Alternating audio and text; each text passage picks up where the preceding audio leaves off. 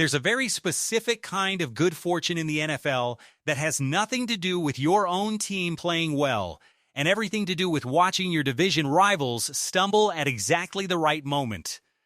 Right now, heading into the heart of training camp, the Washington Commanders are experiencing exactly that kind of fortune, and it's happening at the same time some real, concerning news broke about their own roster.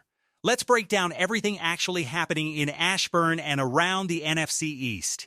Let's start with the good news, because there's genuinely a lot of it. Two of Washington's primary division rivals are having rough, uncertain starts to camp. In Philadelphia, the Eagles are once again trying to force Jalen Hurts into more of a traditional under-center, pro-style passing offense, more full-field progressions, more play action from under-center, more pre-snap responsibility placed directly on Hurts. This is not a new experiment. It's been attempted multiple times throughout his career, under multiple different offensive minds, and it has failed every single time. New offensive coordinator Sean Mannion is now the latest to try it. Seemingly at head coach Nick Sirianni's specific direction, and reporting out of Eagles camp suggests exactly the same pattern is repeating. Hurts struggling to sync with the new demands, with Vic Fangio's defense reportedly dominating the offense early in camp. According to FanSided's Winston Wilcox, while it's still early, real signs are already showing that Hurts is once again struggling with a coaching staff asking more of him, and inconsistency is becoming a real issue this early in the process. Meanwhile, in New York, second-year quarterback Jackson Dart is dealing with his own genuinely rough stretch. The expectation entering this offseason was a real, meaningful year 2 leap for Dart. But training camp has apparently been a brutal equalizer. According to Matt Seatak of Giants Wire, Dart has spent much of camp visibly frustrated trying to process new offensive coordinator Matt Nagy's system, with his timing off, holding the ball too long, and producing tipped passes and multiple ugly turnovers in team drills. Frustration that reportedly boiled over into him firing a football directly at cornerback Greg Newsome's head after a touchdown was called back.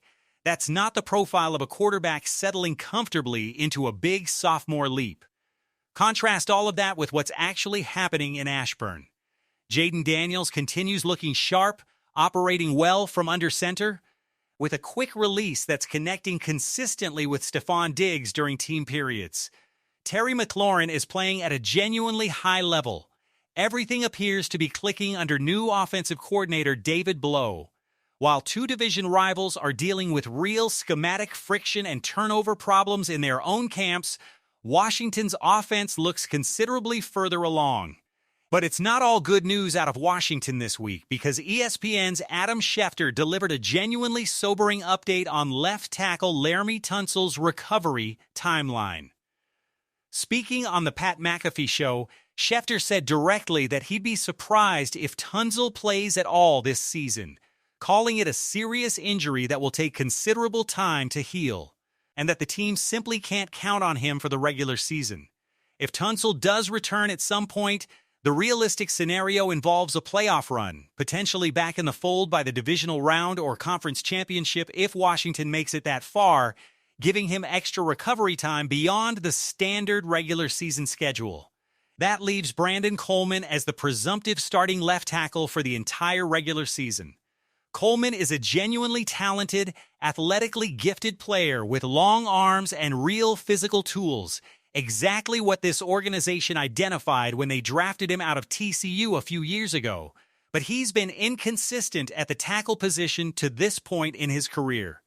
The encouraging detail here is that Coleman has reportedly been putting in real work with Tonsel this offseason specifically to smooth that transition. And it's worth remembering that Washington already made a deep playoff run, an NFC championship appearance with Coleman as the starting left tackle before. That sets up a genuinely interesting debate worth having honestly. Which move actually has a bigger net impact on this Commanders season? Signing Stephon Diggs as a legitimate wide receiver 2 or losing Tonsel for the regular season? Tonsel is unquestionably the better player at this specific moment in both of their careers, one of the best pass-protecting left tackles in the league. But the argument for Diggs mattering more comes down to opportunity cost. This is, by a wide margin, the best receiver room Jayden Daniels has ever had access to, including his rookie season. And for Terry McLaurin specifically, this is easily the best true wide receiver 2 he's played alongside during his entire tenure in Washington. A genuinely embarrassing list of predecessors finally replaced by a real, proven complementary weapon. If Coleman can simply be adequate rather than excellent at left tackle, and if Daniels stays healthy, the offensive upgrade from adding Diggs may end up outweighing the loss of Tonsel's elite pass protection. Finally, let's talk about something genuinely worth debating as Washington heads into a joint practice with Miami. Whether these joint practice sessions actually provide real value anymore. Aaron Rodgers offered a surprisingly candid take on this during his own media availability in Pittsburgh, saying that in the early years, joint practices felt like real football because opposing teams would show genuine concepts and situations you wouldn't see in preseason games.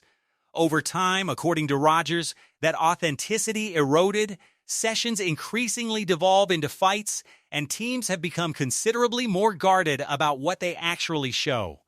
Partly out of fear that practice film leaks around the league through personal connections on opposing coaching staffs.